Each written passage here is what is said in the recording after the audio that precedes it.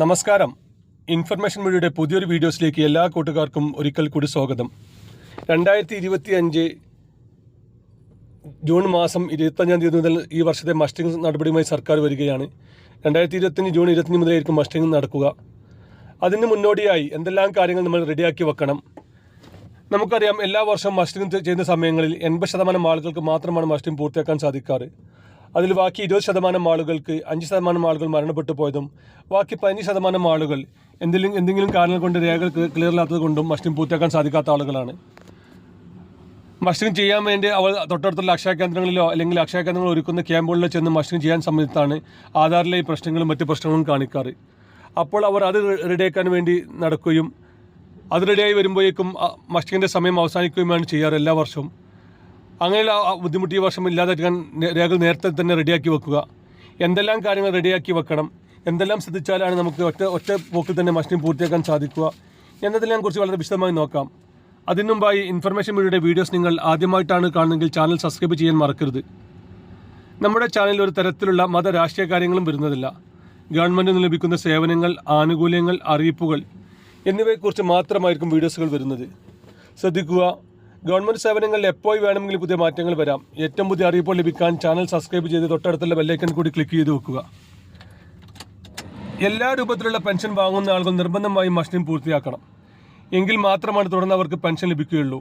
വിധവ പെൻഷൻ വാങ്ങുന്ന ആളുകൾ, വാർദ്ധക്യ പെൻഷൻ വാങ്ങുന്ന ആളുകൾ, അതുപോലെ തന്നെ എന്തെങ്കിലും കാർഷിക പെൻഷൻ വാങ്ങുന്ന ആളുകൾ, ഡിസബിലിറ്റി പെൻഷൻ വാങ്ങുന്ന ആളുകൾ, ഈ നിലവിലിപ്പോൾ 1600 രൂപ പെൻഷൻ ലഭിച്ചുകൊണ്ടിരിക്കുന്ന എല്ലാ ആളുകൾ നിർബന്ധമായും ചെയ്താൽ മാത്രമാണ് തുടർന്ന് അവർക്ക് പെൻഷൻ ലഭിക്കുകയുള്ളൂ. ഓരോ വർഷവും മസ്റ്റിംഗ് പൂർത്തിയാകുന്ന സമയങ്ങളിൽ ഒരുപാട് ആളുകൾ മസ്റ്റിൽ നിന്ന് പുറത്താകാറുണ്ട്. അവരുടെ അറിയില്ലായ്മ മൂലവും അവരുടെ ആധാർ കാർഡിൽ വരുന്ന പ്രശ്നങ്ങൾ കൊണ്ടുമാണ് മസ്റ്റിംഗ് പൂർത്തിയാക്കാൻ സാധിക്കാത്തത്. നമുക്കറിയാം, ഇപ്പോൾ നമ്മുടെ ആധാർ കാർഡിലെ തെറ്റിതിരുത്താൻ 2-3 മാസത്തിൽ മേലെ പിടിക്കുന്നുണ്ട്.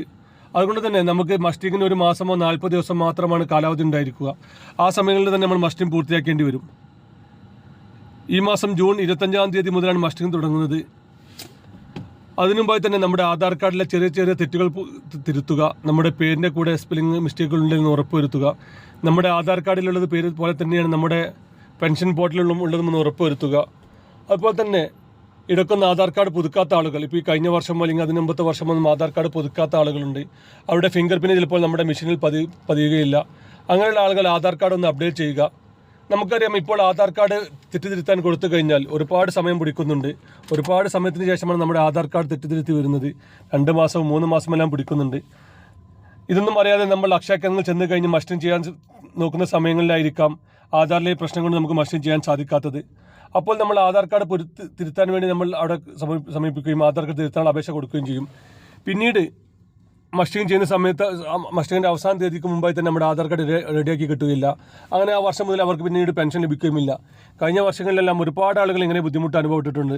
നിർബന്ധമായിട്ടും ഇക്കാര്യങ്ങൾ നേരത്തെ തന്നെ റെഡിയാക്കി വെച്ച് കഴിഞ്ഞാൽ മസ്റ്റിംഗ് വരുന്ന സമയം പെട്ടെന്ന് തന്നെ പൂർത്തിയാക്കാൻ സാധിക്കും. വീഡിയോ ഇഷ്ടപ്പെടുന്നു കരുതുന്നു. ഇതുപോലത്തെ ഇൻഫോർമേറ്റീവ് വീഡിയോ ലഭിക്കാൻ ചാനൽ സബ്സ്ക്രൈബ് ചെയ്ത് മറ്റു കൂട്ടുകാരിലേക്ക് ഷെയർ ചെയ്ത് കൊടുക്കുക.